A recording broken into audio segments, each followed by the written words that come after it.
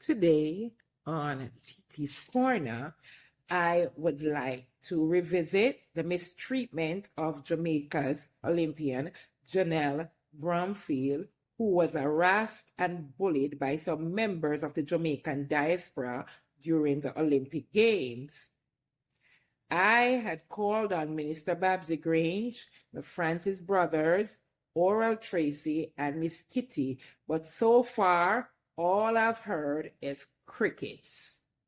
Now I've seen where Janelle Bromfield posted something about missing her family, and someone asked her why haven't she gone to Jamaica and visited. And to my dismay, she revealed that it is due to the threats. Bottom line, folks, Janelle is fearful. So I'm asking the people whose name I've mentioned, please speak out.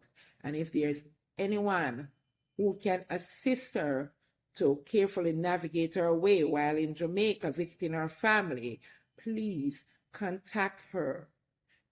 And folks, I'm asking you, please, you can contact Janelle Twitter, TikTok, Instagram, and let her know that majority of us in the diaspora love and appreciate her, and we are grateful that she represented the black, green, and gold with pride.